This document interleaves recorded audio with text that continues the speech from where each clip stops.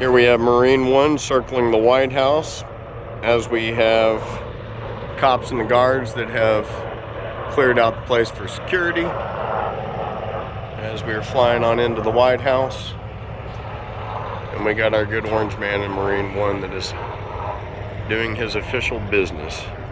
We have the SWAT team that shows up as they show up.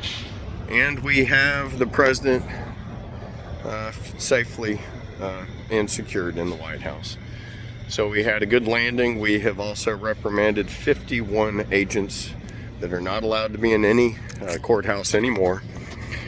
President safely and with the family.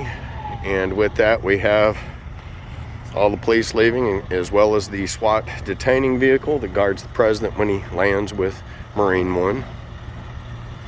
Job to take very seriously. And Secret Service is out on location doing their job like they're supposed to be doing. The White House is peaceful. All of the satanic witches have left. They've been removed from their duties, from their positions of office.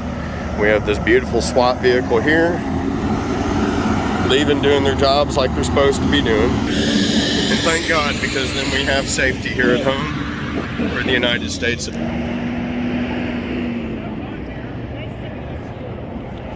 There we go. The White House is open for business, and it's being run for by the will of the people. Thank God we're back, America. It's beautiful stuff. The president is at home. He is saving the nation. I'm here at the Washington Monument, and just wanted you to know that the Department of Government Efficiency is in order, running strong, and we're doing wonderful things for the country as we speak. And that's all we can say. It's finally nice to be back in control. It's nice to have all my friends back in office. As far as with the Department of Government Efficiency, we're going to make heads roll. If you've stolen money from this country, I'm going to be coming after you. President Trump, feel free to make me one of your litigators in court. I will make every single head roll that has stolen every last penny from all the good citizens of America. And they didn't just steal our money. No, they stole our money and murdered people. They stole our money and decided they would make smoke screens with war at the lives of innocent people in Afghanistan. Hundreds of thousands of people we accidentally killed in the Ukraine. All the dead kids in Israel and Gaza, all caused by a meddling government stealing money from its citizens. Accountability is in order.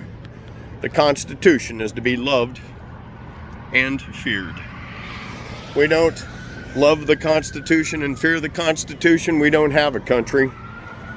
And these are just true facts and figures, and I can't leave my little girls and boys in a country that's been taken over by Sodom and Gomorrah. Well, as the Golden Globes left their message, God responded within 48 hours, biblically. And the Lion of Judah is back to take control. And just understand, if your friends don't understand you, that darkness cannot perceive what the light is. And those of us that are light beings, those of us that are filled full of love, are not recognized at all by evil forces. It's truly the days of Molech that we've been fighting. Witches wanting to kill their own children in a deadly seance of satanic rituals. Ashley Babbitt was murdered in our capital.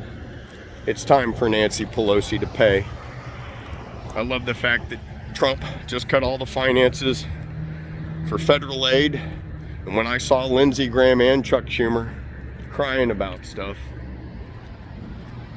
that really was the highlight of my whole entire trip and made me so happy you have no idea. This is not about being on a partisan or on a side. This is about having accountability. And that White House right now is at least being run by we the people. We have a damn decent director of the CIA, the FBI that's going to be in place. I just want you gentlemen to know I've got our top-ranked ranking generals and colonels ready on standby to make heads roll. I want to thank great Americans like Mike Lindell for exposing a lot of this corruption in the Moment of Truth Summit.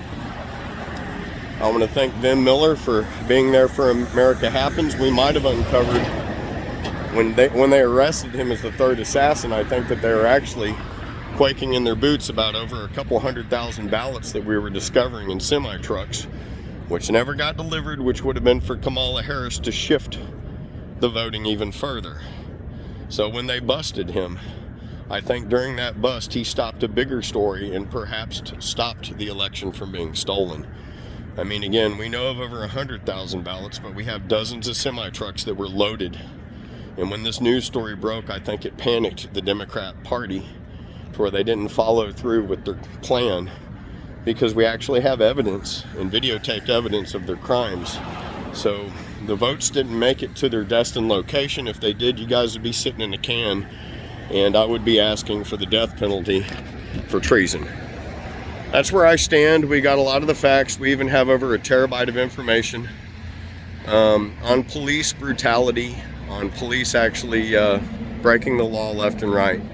One of the main victims in the DC flight crash could have been a young lady that was busting police departments in Texas, Tennessee, and here in Washington, D.C.